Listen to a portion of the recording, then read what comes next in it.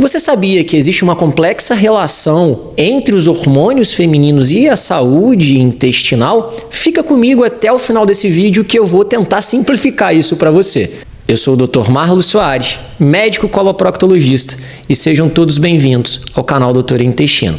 Antes da gente seguir, eu vou pedir para você se inscrever no canal, ativar as notificações, curtir e compartilhar esse vídeo. E também deixar sua dúvida aqui no comentário, que vai ser um prazer da gente responder. Pessoal, aqui nós temos dois atores principais, o estrogênio e a progesterona. O estrogênio tem relação direta positiva com o fortalecimento da barreira intestinal do intestino feminino e também com a diversidade da microbiota intestinal. Ou seja, ele é um ator positivo para a saúde intestinal feminina. Ao passo que a progesterona, ela atua na mão inversa. A progesterona, geralmente, quando ela se eleva, ela causa edema, ela causa inchaço e causa também o retardo da motilidade, ou seja, dos movimentos do intestino, gerando intestino preso, a constipação intestinal, o inchaço abdominal, cólica, desconforto. Agora eu vou trazer para vocês algumas situações onde a gente tem esse desequilíbrio. Por exemplo, na síndrome do intestino irritável, nós temos uma maior prevalência dessa síndrome nas mulheres. E alguns estudos apontam, inclusive, que o desequilíbrio, essa oscilação hormonal, pode estar associada a uma exacerbação, ou seja, uma piora desses sintomas. Temos também na gestação o aumento da progesterona e com isso nós temos uma maior prevalência, uma maior incidência de intestino preso nessa população.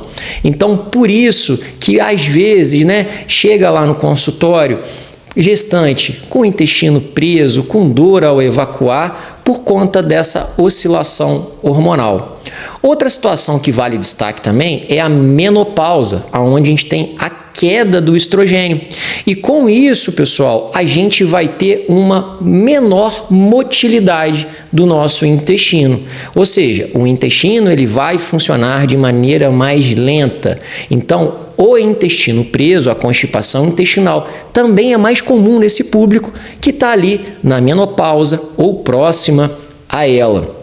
Outra coisa importante nesse público é que quando o estrogênio começa a cair, a gente começa a também ter agressão da barreira intestinal. E essa barreira intestinal fica mais frágil. E com isso podemos ter por ali a passagem de toxinas, bactérias patogênicas e ter o aparecimento de doenças que outrora não se faziam presente, até mesmo doenças autoimunes. Marlos, ok, até aqui eu entendi, mas o que a gente tem que fazer? Porque até agora você só falou informação que eu poderia ler no livro. Pessoal, temos que buscar artifícios para abrandar as consequências. Como isso é inerente à presença, ao aumento ou à queda dos hormônios que citamos aqui, o estrogênio e a progesterona, a nossa função nesse cenário, quando a gente fala de saúde intestinal feminina, é basicamente abrandar os sintomas, é controlar as consequências. Ou seja, nesse público que está ali pré-menopausa ou na menopausa, ele pode sim ser beneficiado da reposição de estrogênio, mas veja, aqui eu não estou me referindo à parte ginecológica, tá, pessoal? Vou me reter aqui, me ater à minha especialidade, a saúde intestinal, a coloproctologia. Então, nesse público, a reposição de estrogênio favorece muito o funcionamento do intestino e controla bastante os sintomas. E outras condutas gerais, como a alimentação saudável, o próprio uso de alimentos fermentados nesse público é muito bom, principalmente aqui o iogurte probiótico, Ele também, além de ter ali os probióticos, que é o que a gente objetiva, também é rico em cálcio. E também dou destaque ao uso de alimentos vegetais que são ricos em fibras, principalmente aqueles de cor verde escura, porque neles também temos uma quantidade importante de cálcio, que é muito importante para esse público. Ok, e nas gestantes? na gestante a gente tem que tomar muito cuidado, né, com as orientações, principalmente na prescrição, se for necessário, de laxativos. Então, nesse público, pessoal, a gente tem que ter um controle e uma conversa direta com o obstetra, o ginecologista e obstetra dessa paciente. Mas, de uma maneira geral, aqui a reposição hídrica controlada, o uso de fibras de 25, aqui a gente pode ir até 30, 35 gramas de fibra todo dia, geralmente funciona muito bem. Por quê? Aqui a gente precisa entender que é uma fase e é uma fase que vai abrandar com o final da gestação.